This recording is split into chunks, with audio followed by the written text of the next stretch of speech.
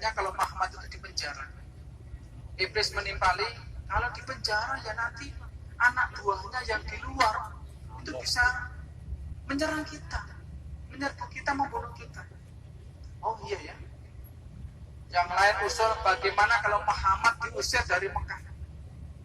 Nah, diusir malah lebih bahaya lagi. Keluar Mekah, disuruh kekuatan, bisa menyerang kita. Abu Jahal usul, alangkah baiknya kalau kita bunuh saja. Kita bunuh secara beramai-ramai, gerutukan. Nah, nanti keluarga Bani Hasyim tidak akan berani menuntut. Kenapa? Bunuhnya rame-rame. Paling minta diah, minta tebusan. Itu disepakati. Dipilih orang-orang yang kuat dari beberapa kabilah, beberapa golongan, beberapa suku. Kalau Bapak Ibu tinggal di Batak, insya Allah tahu beberapa suku Batak. Ada Raja Guguk, ada Siregar, ada Gultam, Nasution, Panjaitan, Sinaga, Lubis. Kalau pilih yang itu Padang. Apa dia penduduk air hujan, atau ada yang menjelaskan dari Taif. Walau alam, karena Taif itu sekitar 2 jam, 1,5 jam dari sana, dari pegunungan. Tapi yang Bapak Ibu nikmati di Hotel Mekah itu adalah air laut yang disuling menjadi air tawar di Jeddah sana, dialirkan ke Mekah, bisa Bapak untuk mandi dan nyuci.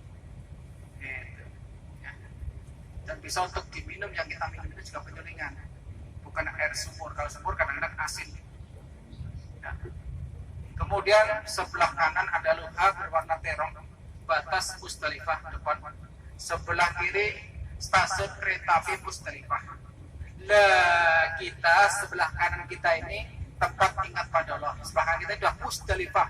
Malam tanggal 10 lautan manusia.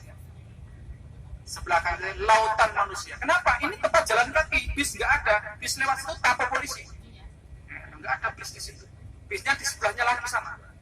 Khusus jalur bis. Kapan? 2010, 11, 12 masih lautan manusia. Corona ya mohon maaf. Ya sedikit kemarin yang kuota sudah sedikit. Tapi kita Mas Mam nggak lihat karena Mas Mam pakai bis sebelah sana, tim sebelah sana. Ini. Di sini malam tanggal 10 ingat kepada Allah. Nabi prakteknya sholat maghrib dan isya jamaah takhir di mana? Depan sebelah kanan ada masjid, namanya Masjid Mas'aril Haram. Tempat Nabi ingat pada Allah, sholat maghrib dan isya jamaah takhir, kemudian berpikir, berdoa dan mencari kerikil. Ingat, jangan terlalu besar, jangan terlalu kecil. Kerikil ketapel. Ya. Kenapa? Biar kalau ibu melempar itu terlihat. Kerikilnya mana? Di sebelah kanan disediakan juga. Depan di sebelah kanan kita ada disediakan kerikil-kerikil, dan dicuci dulu biasanya.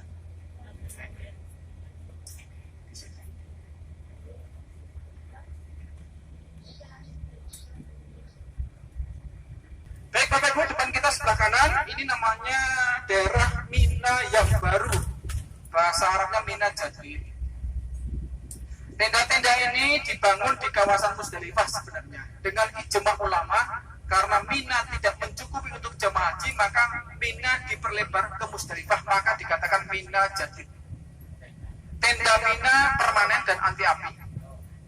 Ini kawasan Musdalifah dengan ijma ulama, Mina tidak mencukupi jemaah haji, dilebarkan ke Musdalifah, maka dikatakan Mina yang baru atau bahasa Arabnya Mina Jadid. Kanan kiri, lihat sebelah kiri ada luha Musdalifah. Hanya Musdalifah, bawahnya ada tenda Mina. Ayyamu Mina salasatun. Faman ta'ajjala fi yawmaini fala itsma alaihi wa man ta'akhkhara fala itsma alaihi. Harinya Mina ada 3. Barang siapa yang tergesa-gesa di dalam 2 hari, maka tidak ada dosa. Tidak ada dosa atas orang. Barang siapa yang mengakhirkan sampai 3 hari, maka tidak ada dosa atas orang. Nanti kita jelaskan. Depan sini ini stasiun Mina. Di depan stasiun ada batas Musdalifah, depan ada batas Mina. Di daerah situlah yang disebut dengan jurang kerusakan atau Wadi Muhasir. Wadi Muhasir. Ya, jurang kerusakan, tempat di mana Allah menghancurkan Raja Abraha dan pasukannya 50 hari sebelum kelahiran Rasulullah. Di mana dihancurkan? Nah, ini ya, sebelah kanan kita tidak ada di kebun tenda. Nabi kalau lewat sini dulu zaman Rasulullah, jalannya dipercepat di sebelah kanan kita ini. Tempat sinilah Allah menghancurkan Raja Abraha dan pasukannya. Di sebelah kanan ada Petah Musdalifah, depan Mina. Di sinilah antara Musdalifah dan Mina Allah menghancurkan Raja Abraha, yang mana mereka mau menghancurkan Ka'bah. Ceritanya Bapak Ibu, Raja Abraha gubernur Yaman di sana. Dia iri ketika musim haji, orang-orang pada datang ke Mekah untuk menunaikan ibadah haji. Nah, kenapa nggak datang ke Yaman? Dia bikinlah tempat ibadah yang megah, yang bagus, agar orang Arab ketika musim haji datang ke Yaman untuk ibadah haji. Dibikinlah ibadah yang megah, yang besar. Ternyata setelah diberikan kotoran oleh orang Jazirah Arab, sebutnya lupa dikotori, dan murka dan marah. Kita break dulu lah. Masjid ada lubangnya kecil. Depan sebelah kiri, lihat di belakang bangunan hospital, ya, tugu kecil, kelihatan nggak? Itu tempat namanya Jabal Kurban, tempat di mana Nabi Ibrahim alaihissalam menyembelih anaknya digantikan kambing kibas. Beratnya kayak apa Bapak Ibu? Bertahun-tahun berharap punya anak, dikasih anak, diberitakan habis. Tapi ketaatan Nabi Ibrahim luar biasa. Sampai sekarang tiap tahun diperingati umat Islam sedunia sebagai hari raya Kurban. Baik, kembali ke Raja Abraha tadi. Setelah dikotori Bapak Ibu, Raja Abraha berangkat ke Mekah dengan berapa pasukan? Insya Allah kalau tersebut 60.000 pasukan. Dengan 9 gajah, Raja Abraha naik gajah yang paling besar. Ketika sampai di Mina itu, ketika gajahnya diarahkan ke Mekah, menolak, diam dia, diarahkan ke tempat lain, berjalan seperti itu. Kemudian Allah mengutus burung ababil yang setiap burung membawa 3 batu. Setiap orang yang kena lemparan batu yang dibakar itu hancur lebur sebagaimana daun yang dimakan ulat, dan tidak ada yang tersisa pasukannya, termasuk Raja Abraha mati dalam perjalanan menuju Yaman kena penyakit lepra, jari-jari pada putus. Itu terjadi 50 hari sebelum kelahiran baginda Rasulullah Shallallahu Alaihi Wasallam. Depan sebelah kiri atau di atas gunung itu rumah Raja Malik Fahad. Di sebelah kiri merupakan namanya tamu negara. Nanti kalau putra putri Bapak Ibu diambil menantu Raja Salman, Bapak Ibu akan mati di sebelah depan sebelah kiri. Ya Pak Bu, diambil menantu Raja Salman. Ego ya. Ya, di atas dulu rumah Raja Malik Fahad, yang depan rumah Raja Malik Abdullah. Kira.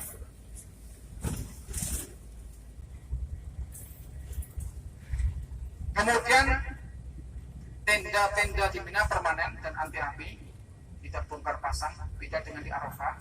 Itu kan kiri rumah sakit untuk jamaah sakit di Mina. Di belakang masjid ada masjid Khaif, tempat Nabi mabit bermalam 3 hari. Khaif ini belakang masjid ada masjid namanya Masjid Khaif, tempat Nabi mabit. Ya.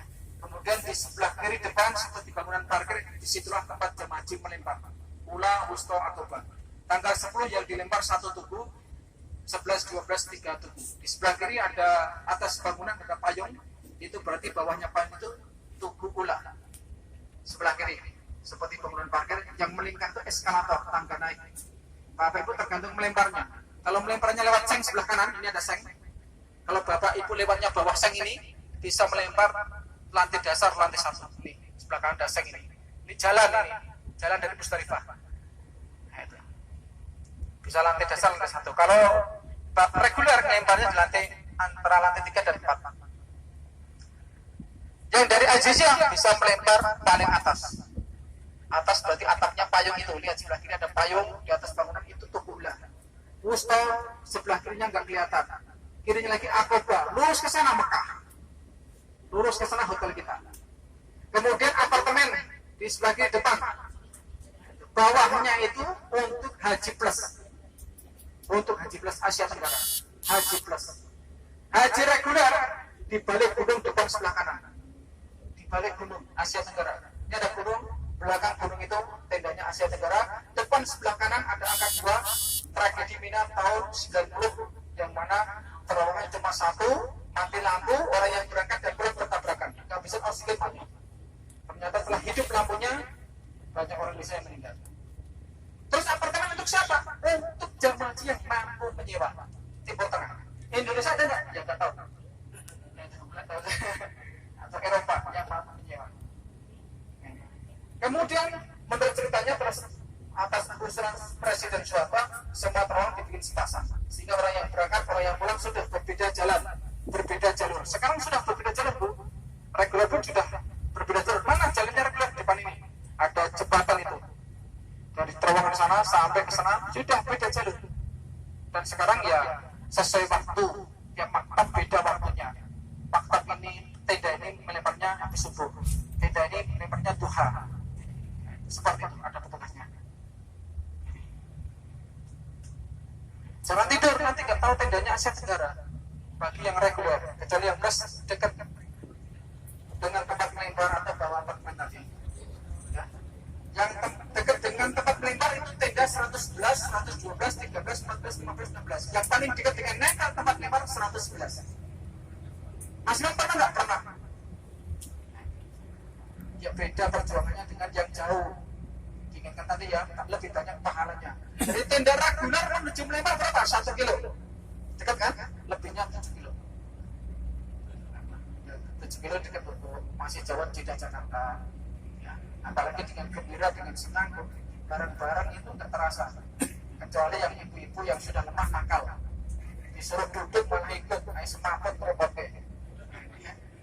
Ya. Petugas yang pusing juga. Apa pernah lihat? Mas Lam pernah lihat seperti itu kejadian. Di atas tempat melempar itu juga sama. Nih tendanya Asia Tenggara. Apakah Bapak akan ditempatkan di bawah atau di atas gunung lagi? Nikmati saja. Pahalanya kalau tadi sudah dijelaskan. Pahalanya. Tidak ada pahala haji umroh kecuali jannah, kecuali surga. Ini ada masjid Kuwaiti juga, masjid Kuwaiti Mina. Ya. Masya Allah Bapak Ibu. Fasilitasnya sudah nikmat. Makan terjamin, AC ada, kurang apa? Kecuali yang kurang bersyukur. Terus baik Bapak Ibu, kita kembali ke tadi, ke Nabi ingat di Masjidil Haram. Setelah ingat di Masjidil Haram, Nabi prakteknya sholat subuh. Sebelum sholat subuh, Nabi memanggil jamaah haji yang lemah. Kumpul jamaah haji yang lemah, dipersilakan untuk berangkat ke Mina untuk melempar tubuh Aqabah tanggal 10 sebelum subuh. Di zaman Nabi diberikan kekurangan bagi orang yang lemah. Kalau sekarang nggak lihat orang lemah, nggak lihat orang sehat, sudah terjadwal. Ikuti jadwal yang sudah ditetapkan oleh pemerintah Saudi pada tenda tersebut. Setelah itu Nabi setelah selesai sholat subuh di Musdalifah baru Nabi ke Mina. Sampai di Mina Nabi tidak melempar, nunggu waktu duha. Jadi tanggal 10 Dzulhijjah itu afdalnya melempar waktu duha. Posisi melempar Ka'bah di sebelah kiri, Mina di sebelah kanan, dengan baca Bismillah Allahu Akbar. Harus kena. Kalau yang di lantai 4 harus masuk lubang. Kalau udah masuk lubang nanti kena tubuh yang di bawah itu. Tubuh ulang.